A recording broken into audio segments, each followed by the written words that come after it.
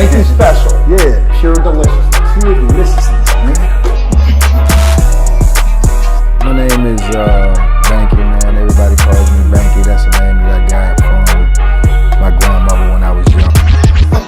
I'm coming out here after 30 years. Yeah, I ain't got nothing, but I'm gonna have something because I'm rich in personality, you know, and I'm rich in love. My family love me, and that's really all that counts. Yeah, man, I was like, he going away from here today. You know, I thought about it, I ran it over, I made up in my mind, it ain't no other way. So I go in my hide spot, I go into Bama, I get that Bethlehem out, and it's a mean one too. I'm talking about, man, this junk been in there for a minute. Didn't want to use, didn't want to pull it out. When you pull it out to use it, or you leave it where it's at. I get it out, man, it's a big piece of steel, man, big, thick, rusty steel. Got rust on it. Probably about 12, 13-inch piece of steel, you know. And I had heard it in my mind somewhere. Foolishness, I know this crazy, I know this might be freaking out, but this is prison life, man. This is prison life for real. I had it in my mind one day, because the dude's so big, and in my mind I'm running over him throwing that dude into the ice machine. I'm a little dude, I'm thinking if he get his hands on me, you know, Joe might turn out ugly. I ain't gonna let that happen. So I had heard it in my mind one time that if anything pierced the heart, then a person just collapsed, right? So I'm thinking in my mind, if I hit him and hit him right in the back where his heart at, then if it pierces his heart, he just collapsed, you know what I'm saying, fall down on the floor. I walk over to the hot water machine, act like I'm getting some hot water, go to my cell. I'm just like everybody else in the park. I don't know what happened to him. He laid out in the park. That's my mind, that's my plan, you know? So that's what I'm thinking. So I come downstairs, and I got the thing on me, right? I got my cup, like I'm gonna get some hot water, and I'm just standing around, I'm waiting, I'm watching him first. I'm watching him, see what he do. He over there doing some sit-ups, right? At the back door, which is great because the vantage point where you can see it from the booth is the showers right there, and you can't see over top of the showers to where the phone at and where the back door at where he doing sit-ups. So I could go over there and act like I'm on the phone and he doing sit-ups. Now, this is what my plan was. When I seen him go do some sit-ups, he did like 100 sit-ups. He got up, he walked around, he came back, he did it again. Now in my mind, I said I'm gonna go over here, act like I'm on the phone. When he go do sit-ups again, it was gonna be the last thing he do. Cause I was gonna act like I was on that phone, and when he go right down there beside me do them sit-ups, I was gonna take that Bethlehem and put it right in his forehead. I know it sounds vicious, but that's just what was gonna happen because I won't gonna let him hurt me. He didn't already say they're gonna kill me. I believe him. You know what I'm saying? So I was gonna put it in his forehead and go to the hot water and leave just like that, you know? And he didn't go back and do no more sit-ups. So he changed my whole game plan right there. He went and started doing jumping jacks, right? So I kept watching. He did the jumping jacks. He did like 100 and some jumping jacks, walked around, went back to start doing it again. So I changed my plan. I said, okay, when he go do some more jumping jacks, I'm going to go get him right there. So I waited. When he went back and walked around, he went to go back and do the jumping jacks, I made my move. I come up off the jump, I walking towards him, I'm beelining towards him. He can't see me, he got his back turned. Now, mind you, I said this before in the other video when I was telling the story, and dudes made comments when I told the story or parts of the story on another platform. Said, oh, well, you stabbed him in the back. Okay, yeah. You know, a lion don't tell a gazelle he get ready to die. The gazelle should know that he should not be in the lion's vicinity. He should know if he tell me he gonna kill me, then he should be prepared because I'm still in his vicinity. So it ain't no rules in war. The rule is to win and survive. Because if you don't, you die. So that's just it. So when he went and started doing them jumping jacks, I come right behind him and right behind his heart where I was thinking that theory, and I hit him. And I hit him hard. I hit him so hard that Bethlehem went in him so easy that my hand hit his back like boom. And he just pulled up and like, ah! And he screamed and he looked and he turned around.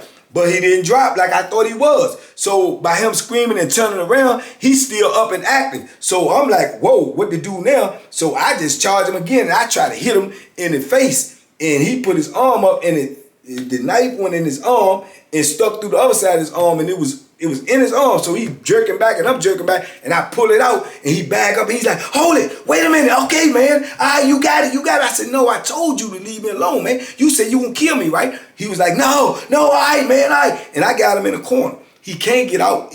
Where we at is the corner right here. He got to come through me to get by me. So he backing up. He said, okay, man, all right, you got it. So really, I was in a rage at the time, and my mind I won't thinking right. I'm thinking about survival. And I heard Boo voice cutting through all the noise, because I heard people shuffling and looking like, whoa, wow, and I heard Boo saying, bang, bang. And I look, I'm like, what? He said, leave him alone, man. Everybody looking at you, man. Leave him alone, man. He got it. So I looked at him, I said, man, you better stay away from me, boy. And I cuffed the joint up my arm, and I turned around and started walking away. I could see everybody like stopped and paused in the block. They like, and it's like got dead silent in there. So I'm walking away, and I'm going back to my room, and all I heard is, I'll kill you. And I heard feet shuffle. So I turned around and pulled the Bethlehem back out, and he done walked up to the table where dude was playing cards at and snatched the dude's coat off his back and started wrapping his arm up. He said, I'm gonna kill you. I said, okay. So I turned around and I bring the joint back out, and I started coming at him. I said, you gonna kill him? You gonna kill him? I walk up on him. He started circling around the table, and I'm coming around one end, he going around the other end, and then next thing you know, he said, and he just dropped, fell on the floor. I walked around the table, I was standing over top. I could have killed him. You know what I'm saying? And in my state of mind, I was about to, so Boo hollered at me again. He said, that's it, man. That's it. So I just looked at him, and I went on to go upstairs. Now, he was in the cell with one of my homeboys, right? And this is just the craziness of prison. This is prison life. Man, my mentality and my adrenaline was flowing so much, and you be so paranoid because that's his cell partner. You don't know if his cell partner gonna help him or not, whether or not even though he my homeboy. But I don't know because I'm in a fit of rage and I'm in a fit of paranoia.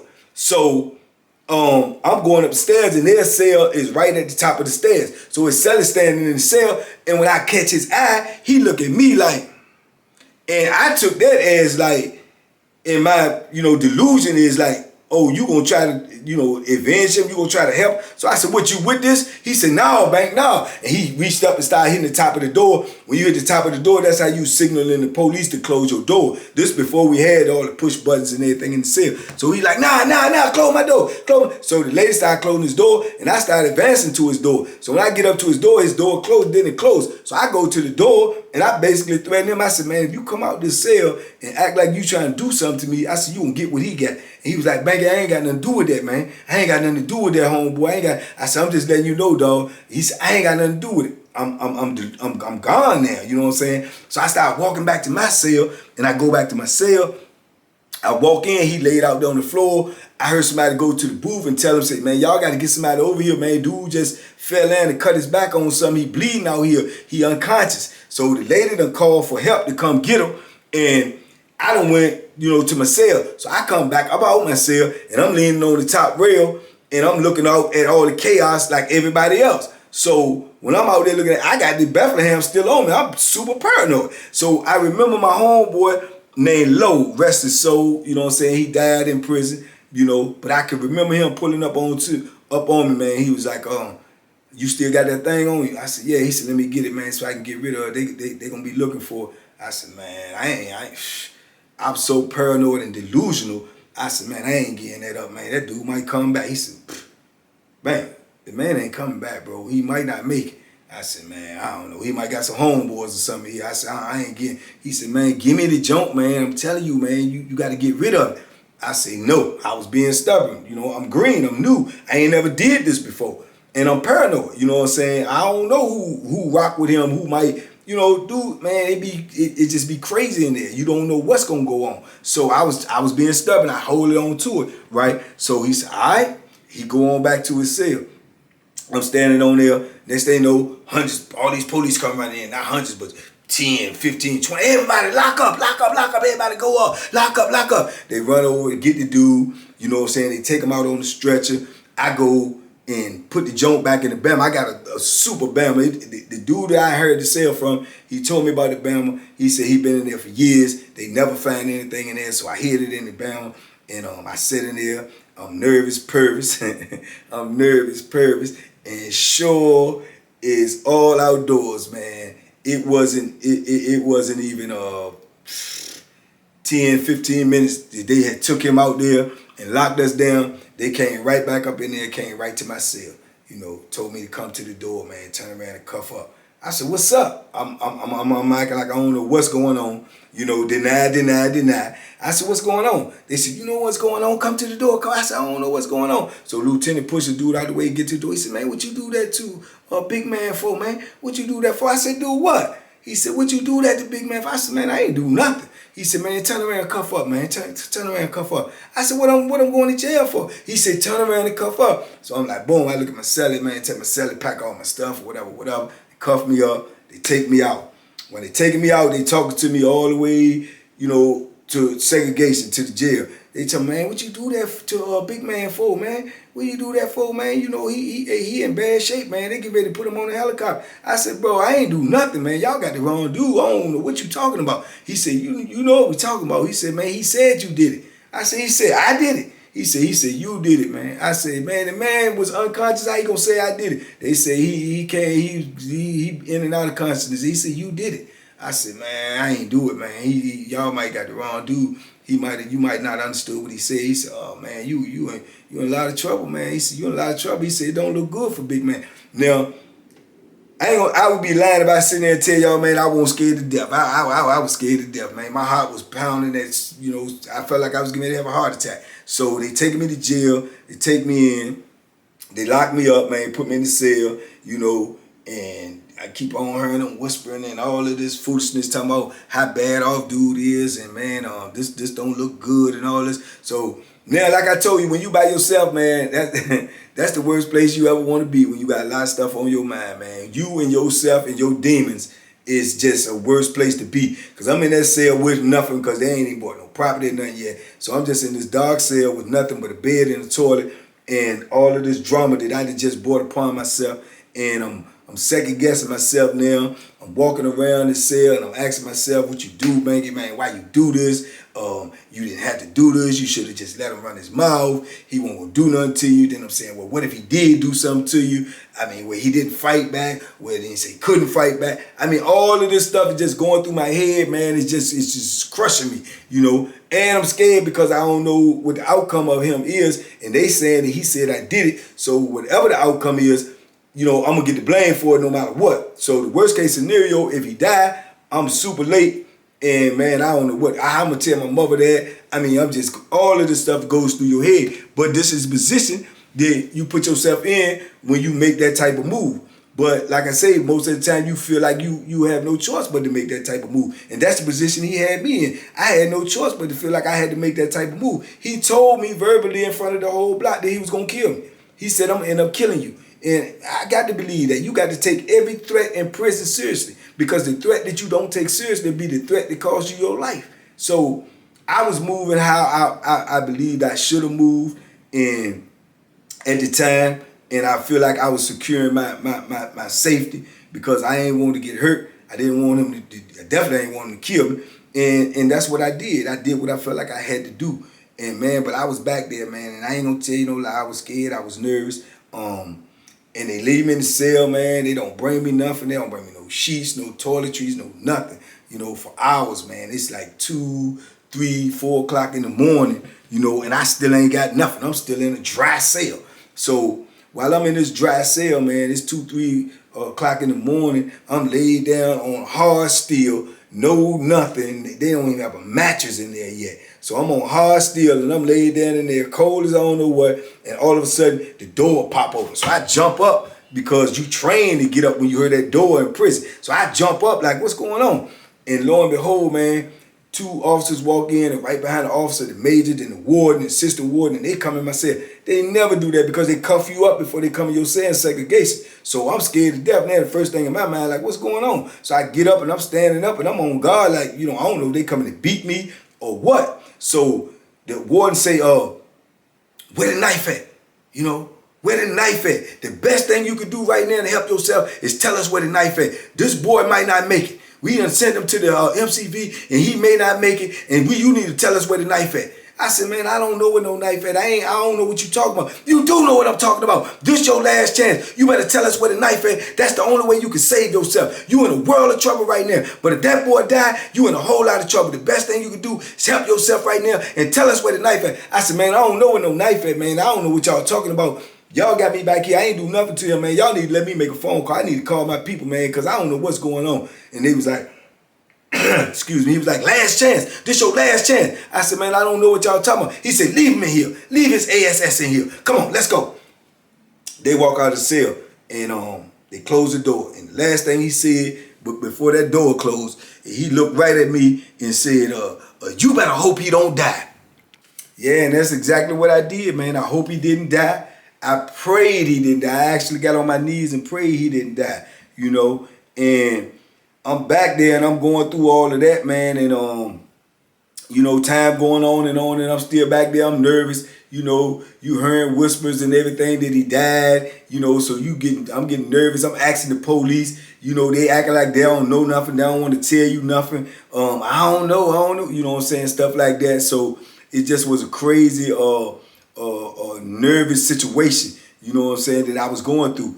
And in the meantime, like I say, you got the warden, he telling me that he got 20, 30 something notes saying I did the situation. Say I'm the one who did it. You know what I'm saying? So I'm like, that's crazy. But dudes will sell you out just like that because, like I say, once they see you create some type of violence, number one, they don't want you around them. Number two, they probably owe me money. Half of the block owed me money. So they feel like they can kill a debt and get rid of me at the same time. So that's the way they looking at it. It ain't no love in the penitentiary.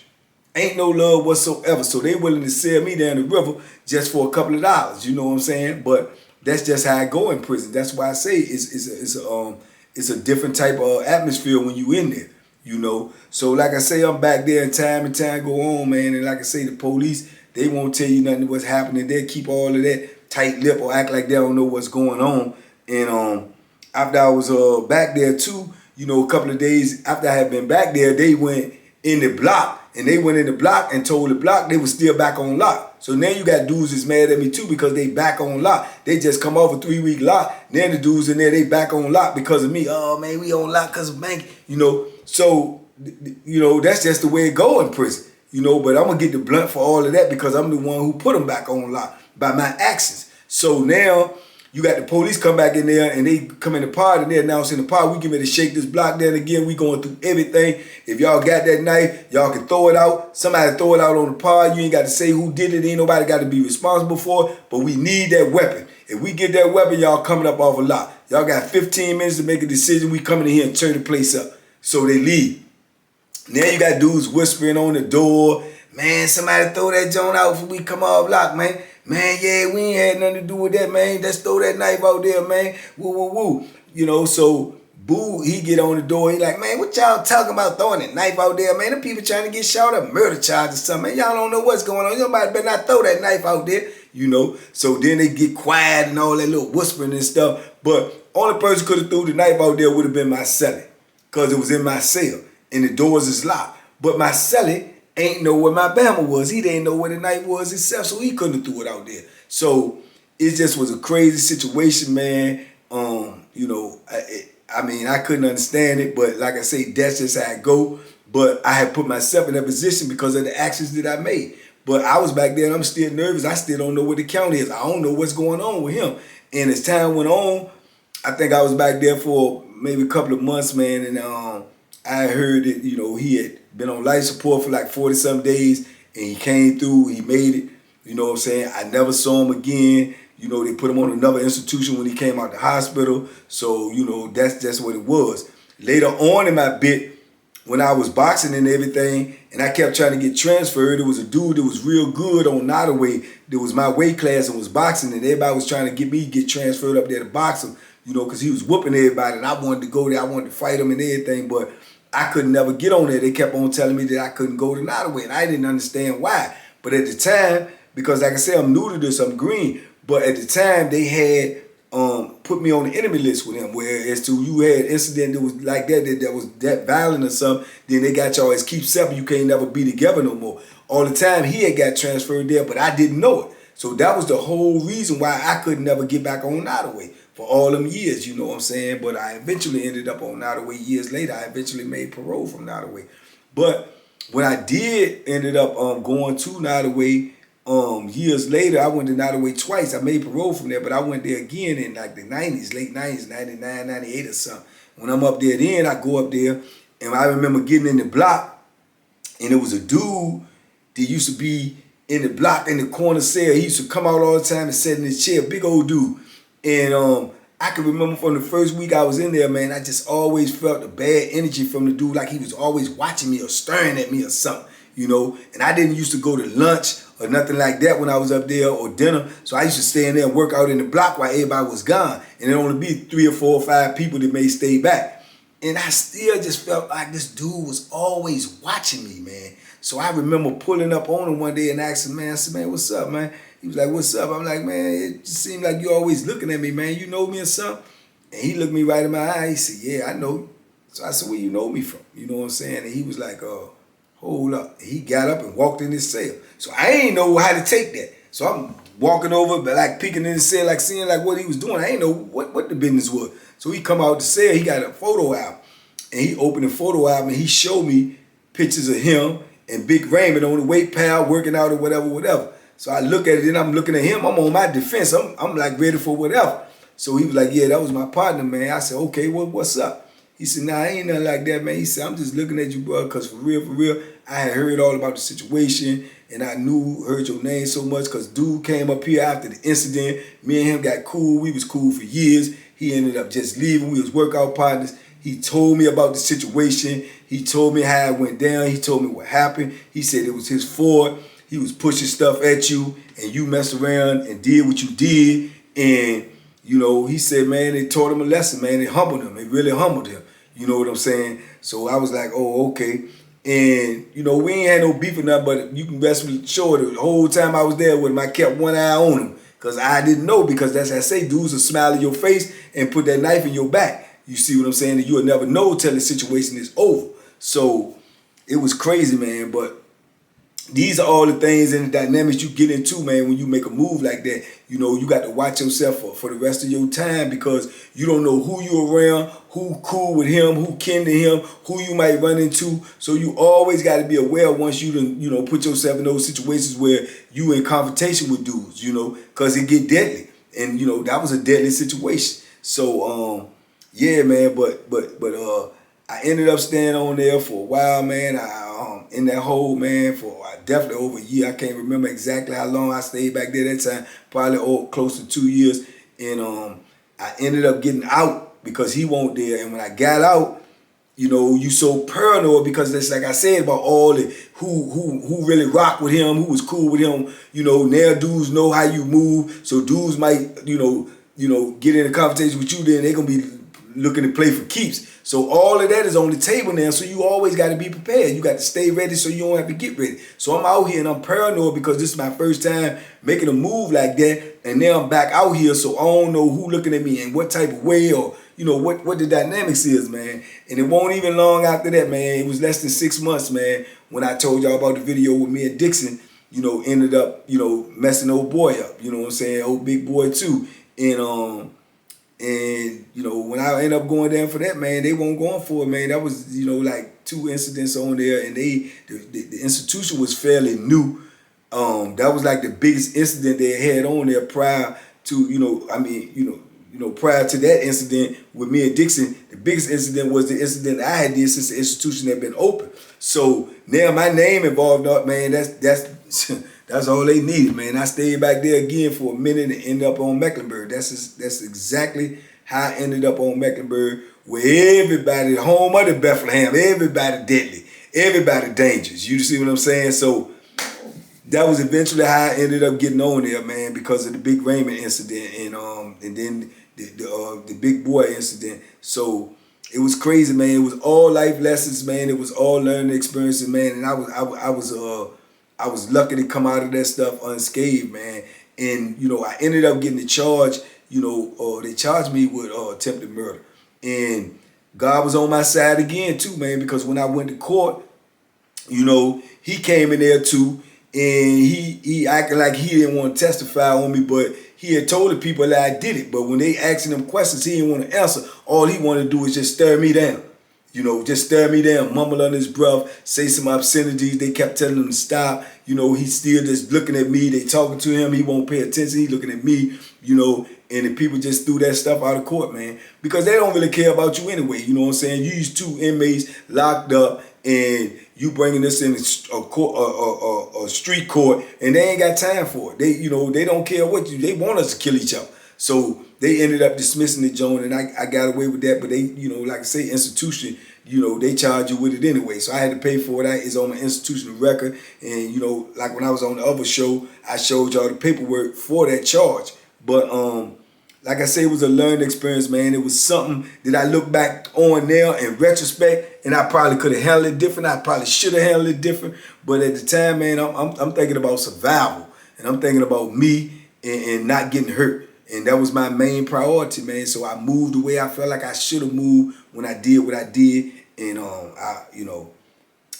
I'm just lucky and thankful, man, that I came through it, you know, and I lived to tell about it. But yeah, I don't know what eventually happened to Big Raymond. I heard he got out. I don't know what the situation is with him. You know, I don't wish him no ill will. You know, I'm actually glad I never ran into him again, because I felt like if I would have ran into him again, I would have had to do something, because I felt like he was going to do something. So, you know, it worked out for the best, man. And situations don't always work out for the best in prison when you in those situations. Excuse me. It could always turn out deadly. Every situation, every altercation in prison can turn out deadly. So, you know, but that's just the belly of the beast. You in there, you in a violent environment with violent dudes, and you in a powder keg, so it's all crammed together, and it's survival of the fittest, man. So, yeah, but that was the first time that I ever had to use that Bethlehem. I wish it was the last time. Unfortunately, it wasn't. I'll tell y'all about those incidents in future days if y'all want to hear about them. But I had to tell this story, man, for Josiah. Josiah wanted to hear this story in completion, so he felt like y'all should hear it, and that's why I told it. But it's nothing to glorify. It's definitely not a situation that I would wish on anybody to be in, either on his side or my side, because, like I say, it's unnecessary, and it all comes out of people dealing with the emotions and the suppression and the depression and the oppression that they in by being in prison, man. So the best remedy for that is to not go. To not put yourself in a position to go to prison, to not put yourself in a position where you gonna have to hurt somebody, and all of that comes with being in prison, man. So, you know, like I say, it's a blessing in every lesson, and the blessing is that I made it through that Raymond did survive, and life goes on, man, and it's life lessons learned. So, man, for all y'all young cats out there, man, y'all need to know this is what goes on in prison, man. This is an isolated incident, but it's hundreds of incidents like this go on every day in prison, and it ain't a place that you want to be. So if you out here in this free world, man, you better cherish this freedom, and you better try to do something that's legit, and you try to stay out here with your family, your kids, and enjoy life, man, because that's what I'm trying to do now, and I'm glad to be out here. I'm blessed to be out here, and if you out here, you need to think the same way and move the same way. Cherish your freedom and take care of your freedom, man. With that being said, man, I'm glad y'all took time to listen to me, man. If you like this video, man, you know, put a like on it, share this video, because some kids need to understand this is what's going on in prison. These young thugs out here, you need to understand this is what's going on in there, man, and it ain't pretty. It ain't pretty at all. So, if you ain't subscribed to, go subscribe, man. We got more content coming, man. 2022, we gonna keep it moving. I love y'all out there. TBP, stand up, man. And be safe, be smart, make good decisions. I'll see y'all next time.